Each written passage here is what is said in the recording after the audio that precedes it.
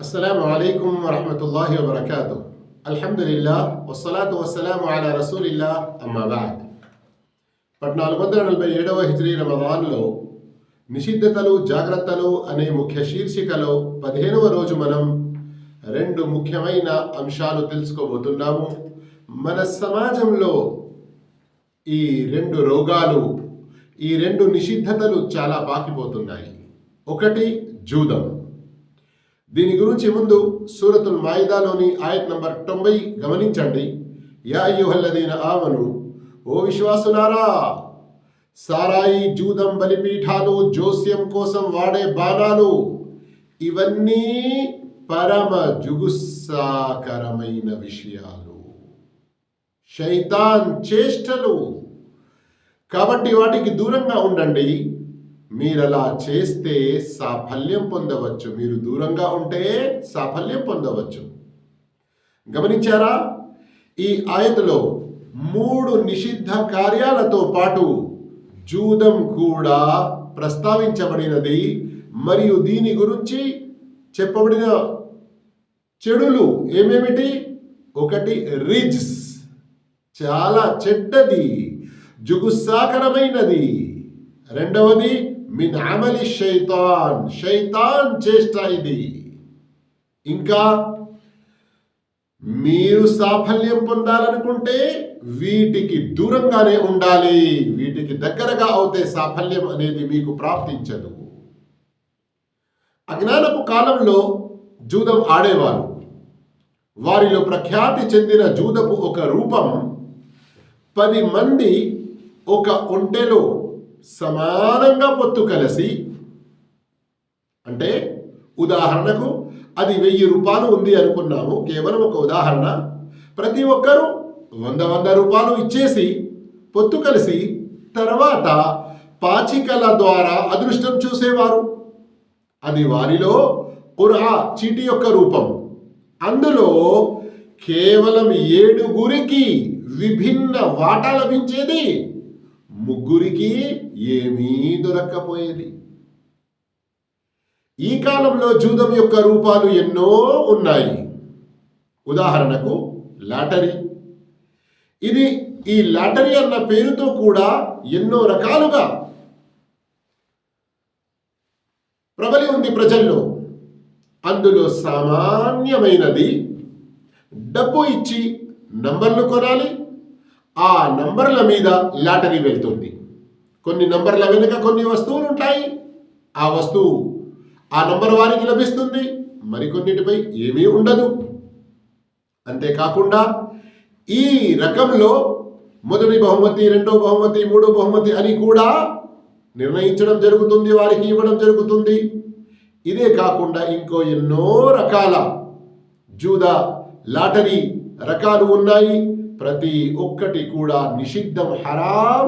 వాటికి ఆ ఆటలాడేవారు, ఆ జూదం ఆడేవారు ఎంత మంచి పేరు పెట్టుకున్నా సరే హరామే ఉంటుంది.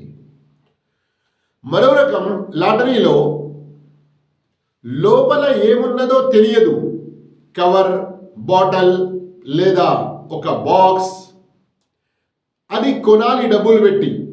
కొన్ని సందర్భంలో అందులో మనం ఇచ్చిన దానికంటే ఎక్కువ ఉండవచ్చు, తక్కువ ఉండవచ్చు, ఏమీ ఉండకపోవచ్చు. లేదా ఒక వస్తువు కొన్నప్పుడు ఒక నంబర్ ఇస్తారు, తర్వాత ఆ నంబర్లపై లాటరీ తీస్తారు. అలాగే మరో రకం ఇన్సూరెన్స్. ఇది కూడా జూదం యొక్క రూపమే. జీవన్ బీమా అని, వాహనాల బీమా అని, సరుకుల బీమా అని, అగ్ని ప్రమాద బీమా అని, ఇతరులతో నష్టం కలిగితే బీమా అని, ఇలా ప్రతి దానికి బీమా చేయించుట నిషిద్ధం. కొందరు గాయకులైతే తమ శబ్దం గలం యొక్క బీమా కూడా చేయిస్తారు.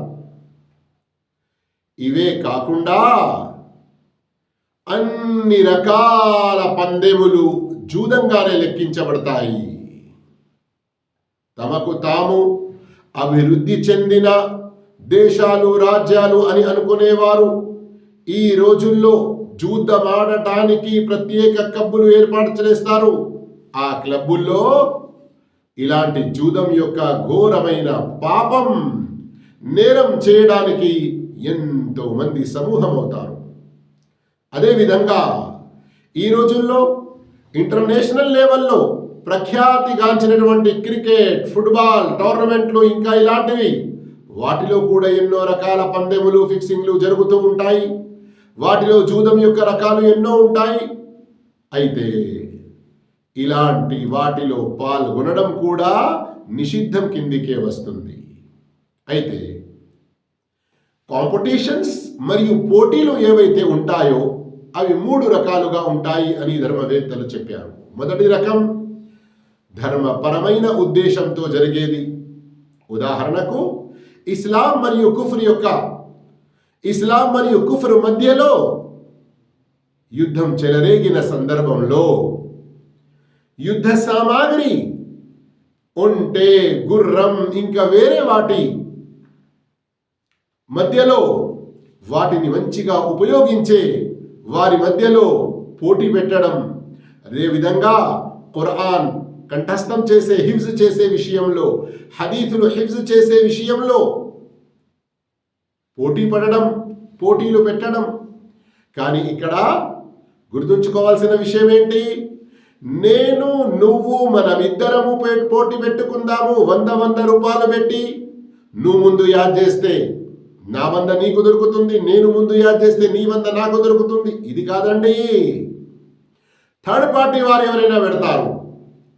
ఒక మస్జిద్ కమిటీ కానివ్వండి, వేరే ఏదైనా సంస్థ కానివ్వండి, జమియత్ తహ్ఫీదుల్ ఖురాన్ లాంటివి కానివ్వండి, ఇంకా వేరే ఎవరైనా కానీ, పిల్లల్లారా, యువకుల్లారా, యువతుల్లారా, ఈ రమదాన్ మాసంలో ఒక్క పార హిఫ్జ్ చేసిన వారికి 500 రూపాయల బహుమతి, 1000 రూపాయల బహుమతి. ఈ రమదాన్ మాసంలో ఉదాహరణ అంటున్నాను నేను, ఈ 15 రోజుల్లో ఎవరైతే 15 హదీసులు హిఫ్జ్ చేస్తారో వారికి ఇన్ని రూపాయలు లేదా ఈ వస్తువు బహుమానం. మూడవ వారు పోటీ చేసే, పోటీలో పాల్గొనేవారు పరస్పరం కాదు, ఓడిపోయిన వారి యొక్క సొమ్ము మొత్తం గెలిచిన వారు తీసుకోవడం అలా కాదు. రెండవ రకం ముబాహ్ అని అంటారు. అంటే ఫుట్బాల్ కానివ్వండి, క్రికెట్ కానివ్వండి, ఇంకా వేరే ఇలాంటి ఆటలు ఆడడం, వాటిలో టోర్నమెంట్లు, మ్యాచ్లు పెట్టుకోవడం తప్పు లేదు. కాకపోతే అందులో పాల్గొనేవారు ఏ విధిని వదలకూడదు, ఏ నిషిద్ధ కార్యానికి పాల్పడకూడదు. ఉదాహరణకు అందులో వేసుకునే అటువంటి దుస్తులు ఇస్లామీయ నియమాలు తెలిపినదో, ఎంతవరకైతే శరీర భాగం కప్పి ఉంచబడాలి అని చెప్పినదో అంత ఉండాలి. మరియు ఈ క్రీడల్లో పాల్గొనేవారు పరస్పరం డబ్బులు పెట్టుకొని గెలిచిన వారు ఓడిపోయిన వారి యొక్క సొమ్ము తీసుకోవడం అలా కాకూడదు. ఏం జరగాలి? బయట వేరే ఎవరైనా థర్డ్ పార్టీ ఇలాంటి బహుమానాలు పెట్టాలి. ఇక మరో రకం మూడవది స్వయంగా నిషిద్ధమైనవి లేక నిషిద్ధం వరకు చేర్పించేవి. ఈ రోజుల్లో అందాల పోటీ అనే పేరుతో కానివ్వండి, లేక బాక్సింగ్ అని ఒకరి ముఖం మీద ఒకరు కొట్టుకోవడం, ఇవి ఇస్లాంలో నిషిద్ధం గనక, అలాగే కోళ్ళ పందెం లేదా మేకల బర్రెల పందెం అని పెట్టడం, కోళ్ళ పందెంలో కోడి పుంజుల మధ్యలో పోటీ ఏదైతే పెడతారో దానికి కత్తి కూడా కడతారు. ఇవన్నీ కూడా నిషిద్ధం. ఇలాంటి వాటికి ఒక ముస్లిం పాల్గొనకూడదు. ఇక రండి, మరో నిషిద్ధ కార్యం దొంగతనం. అల్లాహు తఆలా సూరతుల్ మాయిదా ఆయత్ నంబర్ 38లో తెలిపారు, వస్సారిఖు వస్సారిఖతు ఫక్తఉ ఐదియహుమా. దొంగ స్త్రీ అయినా పురుషుడు అయినా ఉభయుల చేతులు నరకండి, ఇది వారు చేసిన దానికి ప్రతిఫలం. అల్లాహు అక్బర్. గమనిస్తున్నారా? ఇది వారు చేసిన దానికి ప్రతిఫలం. అల్లాహ్ తరఫు నుండి గుణపాఠం నేర్పే శిక్ష. అల్లాహ్ సర్వశక్తిమంతుడు, అత్యంత వివేక సంపన్నుడు. దొంగతనాలు కూడా ఎన్నో రకాలుగా ఉంటాయి. కానీ వాటిలో అతి చెడ్డది, పాప పరంగా చాలా ఘోరమైన దొంగతనం హజ్ లేక ఉమ్రా చేయుటకు కాబా వరకు వచ్చిన వారి నుండి దొంగలించడం. అల్లాహు అక్బర్. ఆ దొంగ భూమిలో అతి ఉత్తమమైన పవిత్ర క్షేత్రమైన కాబా ఆవరణలో ఉన్నాడు. ఆ దొంగ ఇంతటి పవిత్రమైన పుణ్యక్షేత్రంలో ఉండి అక్కడికి ఇబాదత్ కొరకు వచ్చిన వారి నుండి దొంగలిస్తున్నాడు. కానీ అతని యొక్క ఆ విధానం కూడా ఎలా ఉంటుందో ప్రవక్త సల్లల్లాహు అలైహి వసల్లం వివరించారు. గమనించండి, పూర్తి హదీసును శ్రద్ధగా వినండి. ఒక సందర్భంలో ప్రవక్త సల్లల్లాహు అలైహి వసల్లం సూర్యగ్రహణ నమాజు చేయిస్తూ ఉన్నారు. నమాజు చేస్తూ చేస్తూ నమాజు స్థితిలోనే ఒక 2 అడుగులు వెనక్కి వచ్చారు. మళ్ళీ తమ స్థానంలోకి వచ్చి నమాజును పూర్తి చేశారు. తర్వాత చెప్పారు, మీరు ఎప్పుడైతే నన్ను వెనక్కి జరిగినది చూశారో ఆ సమయంలో నేను వెనక్కి జరిగిన దృశ్యం మీరు చూశారు కదా, అప్పుడు నా ముందు నరకాగ్నిని తీసుకురావడం జరిగినది. దాన్ని దహించి వేసే అగ్ని నాకు తాకుతుందన్న భయంతో నేను వెనక్కి జరిగాను. అల్లాహు అక్బర్, అల్లాహు అక్బర్. అందులో నేను వంకర కర్ర వ్యక్తిని చూశాను. కర్ర ఇలా టీకా తీసుకొని కొందరు లేదా వేరే తమ అవసరాల కొరకు వాడుతూ ఉంటారు. దాని యొక్క ఒక భాగం ఇలా వంకరగా ఉంటుంది. ఆ నరకాగ్నిలో నేను వంకర కర్ర వ్యక్తిని చూశాను. తాను దానితో తన ప్రేగులను లాగుతున్నాడు. అల్లాహు అక్బర్. గమనిస్తున్నారా? ఆ కర్ర ఏదైతే వంకరగా ఉన్నదో దాని ద్వారా తన పేగులను లాగుతున్నాడు. ఇతని సంగతి ఏమిటి, ఎందుకు ఇలా జరుగుతుంది అని అడిగినప్పుడు సమాధానం ఏనొచ్చింది, అతను ప్రపంచంలో తన ఆ వంకర్ర కర్రతో హాజీల సామానులను తటాలున అందుకునేవాడు. ఒకవేళ వారు గమనించి మందలిస్తే, క్షమించండి నా కర్ర మీ సామానులో తలబడింది అని సమాధానం ఇచ్చేవాడు. ఒకవేళ వారు గమనించకుంటే దొంగలించుకొని వెళ్ళేవాడు. సహీ ముస్లిం షరీఫ్లోని హదీస్ 904 హదీస్ నంబర్. అదేవిధంగా అతి చెడ్డ దొంగతనాల్లో మరొకటి పబ్లిక్ ప్రజల సొమ్మును దొంగలించడం. ఇలా దొంగలించేవారు కొందరు ఇతరుల మాదిరిగా మేము దొంగలిస్తున్నాము అని సాకులు చెప్పుకుంటారు. కానీ ఈ సాకులు అల్లాహ్ వద్ద చెల్లవు. ఇది ముస్లింలందరి సొమ్ము అని గ్రహించరు గనక వారు పబ్లిక్ ప్రాపర్టీ,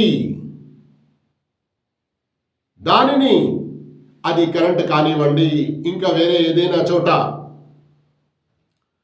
అయితే ఇది ఒక ముస్లిం దేశంలో ముస్లింలందరిది అని, ముస్లింలు మరియు ముస్లిమేతరులు కలిసి ఉన్న దేశాలలో వారందరికీ సంబంధించినది అని వారు భయపడరు.